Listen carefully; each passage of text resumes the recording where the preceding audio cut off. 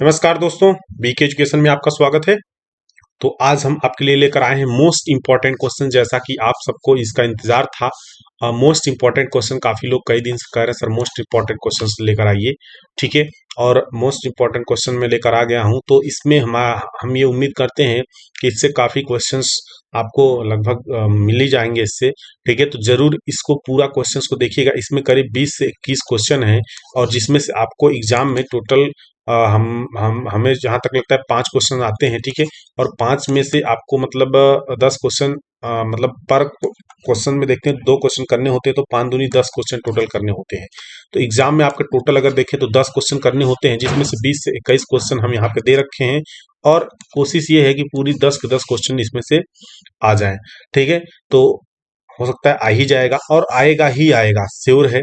ठीक है, इसमें कोई शक नहीं है, क्योंकि जो क्वेश्चंस हम बनाए हैं ना, बहुत एनालिसिस करके, बहुत सोच विचार कर बनाए हैं। चलिए तो देखते हैं।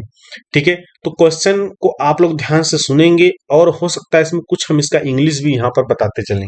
ठीक है, जिसके ताकि और लोग जो इंग्लिश वाले हैं उनको प्रॉब्लम ना हो। ठीक है, क्लियर। चलिए, तो यहाँ पर देखिए क्वेश्चन नंबर 1 की अगर हम लोग बात करें तो रेल मार्ग की गेज गेज की परिभाषा लिखिए। तो आपको गेज की परिभाषा लिखना है। भारत में कितने प्रकार के गेज का प्रयोग किया जाता है, और उनकी चौड़ाई भी लिखिए। तो आपको वही फिर लिखना है इसमें तीनों। ठीक है, ब्रॉड, नैरो, गेज। क्लियर। आगे की हम लोग बात करते हैं यहाँ पर दूसरे क्वेश्चन जो में है। तो ये भैया बहुत इंपॉर्टेंट क्वेश्चन ये रहा है आपका। ठीक है, यहाँ पर स्टार मार्क हम दे रहे हैं, इससे समझ जाएंगे आप लोग कौन ज्यादा इंपॉर्टेंट कौन नहीं।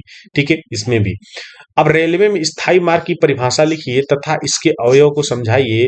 स्थायी मार्ग मतलब परमानेंट वे। तो आपसे ऐसे भी क्वेश्चन आ सकता है, रेलवे में परमानेंट वे की परिभाषा लिखिए तथा इसके अवयव को समझाइए।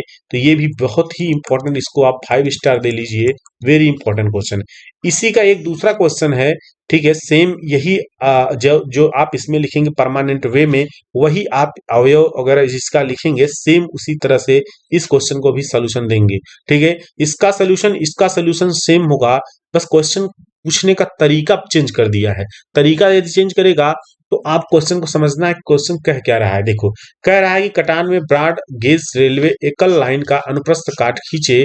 ठीक है, तथा प्रत्येक भाग का नाम लिखें। तो जो ये परमानेंट वे होता है ना, इसी का हम लोग का क्या करना है, यहाँ पर इसका सेक्शन खींचना है। ठीक है, और खींच कर उसके भाग का नाम लिखना है। यहाँ पर अवयव का नाम आप समझा रहे हो, यहाँ पर भाग का नाम, बात एक ही है दोनों। ठीक है, आगे बात करते हैं क्वेश्चन नंबर 3 में। तो पटरियों का प्रकार क्या है, तो इसके फंक्शंस क्या है पटरियों के। पटरी मतलब क्या है, हमारा रेल। यहाँ पटरी से मतलब क्या है, यहाँ पटरी से मतलब क्या है, हमारा रेल। ठीक है, रेल। तो रेल का प्रकार क्या है, रेल का फंक्शन क्या है, और इसके विभिन्न प्रकार को समझाइए। तो आप लोग जो विभिन्न प्रकार मैंने बताए हैं रेल के, ठीक है, 3 है ना। एक है हमारा जो डंबल टाइप का है। ठीक है, एक है बुल हेडेड है। उसके बाद एक हमारा जो है फ्लैट फुटेड है। तो ये 3 जो है हमारे इसमें बताएंगे हम लोग। ठीक है, और इसका फिगर भी बनाएंगे। तो इसका दूसरा क्वेश्चन कुछ इस तरह से आ सकता है सेम, कि रेल कितने प्रकार की होती हैं, इसके उनके हस्तमुख परिच्छेद खींचकर वर्णन करें। तो इसका फिगर भी आपको बनाना पड़ेगा। समझ में आया। चौथे नंबर की हम लोग क्वेश्चन की बात करते हैं। तो यहाँ पर रेलवे में स्लीपरों का क्या प्रकार है, स्लीपर का क्या फंक्शन है, इसको बताना है, और इसके विभिन्न प्रकार को समझाना है। ठीक है, कितने प्रकार के स्लीपर होते हैं। उसके बाद हम लोग बात करते हैं 5वें क्वेश्चन की। तो यहाँ पर क्रीप का क्या अर्थ है, क्रीप से आप क्या समझते हो, ये आपको बताना है। इसके कारण क्या है, प्रभाव क्या है, और बचाव का भी आपको विवेचना करना है। क्वेश्चन नंबर 6वें की अगर हम लोग यहाँ पे बात करते हैं, तो रेल पटरी बिछाने की विभिन्न विधियां क्या हैं। ठीक है, तो विभिन्न विधियां क्या है रेल पटरी बिछाने की, उसको हम लोग इसमें दिखाएंगे। अगर ये हमारे नोट्स में नहीं मिलेगा तो सोल्यूशन पेपर से आप लोग पढ़ लीजिएगा। ये 6वां नंबर का क्वेश्चन। ठीक है, उनमें से कोई एक विधि का वर्णन करें, तो वहां से आप लोग वर्णन कर सकते हैं।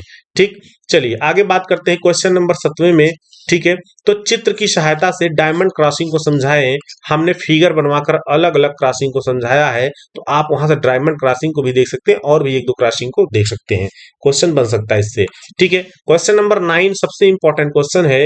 ये भी, और मोस्ट इंपॉर्टेंट की बात कर रहे हैं तो इससे भी ज्यादा इंपॉर्टेंट अगर हमको देखने लगता है कि मार्शलिंग यार्ड क्या होता है, ठीक है, ये कार्य क्या किया जाता है, इस पर बताएं तथा चित्र देकर इसके मुख्य भाग को दर्शाएं। मैंने अपने नोट्स में अच्छे से पूरे फिगर के साथ बना रखा है, ठीक है। 10वें क्वेश्चन की बात करते हैं तो निम्न को परिभाषित करें, या फिर संक्षिप्त टिप्पणी में भी आ सकता है। स्टॉक रेल क्या होगा, चेक रेल क्या होगा, स्प्लाइसेस रेल क्या होगा, टंग रेल क्या होगा, थ्रू ऑफ स्विच क्या होगा, फिश प्लेट एंड फिश बोल के बारे में संक्षिप्त टिप्पणी लिखना है या इनको परिभाषित करना है। तो ये टोटल रेलवे से केवल 10 क्वेश्चन थे। यदि रेलवे का क्वेश्चन जब पूछेगा आपसे, उसमें से 10 क्वेश्चन में हमको लगता है कि सभी क्वेश्चंस लगभग इसमें से आपको मिल जाएंगे, ठीक है। यदि आप इसको सोल्यूशन करके जाते हो एग्जाम में तो हम ये मानते हैं कि आप फेल तो नहीं होगे, भले अच्छा नंबर तो आपका कुछ आएगा ही अच्छा, लेकिन आप पेपर पैटर्न चेंज कर देगा तो भाई कुछ कहा नहीं जा सकता। बट जो है मैं दे रहा हूं इससे हो सकता है कि अच्छे नंबर आ जाएं आपके, लेकिन फेल तो नहीं होगे, ये श्योर मैं गारंटी देता हूं अगर आप इसको पूरा सोल्यूशन करके जा रहे हो। ब्रिज पार्ट की हम लोग बात करते हैं तो यहां पर भी आपको मैं दिखा रहा हूं क्वेश्चन, जो मेन क्वेश्चन है।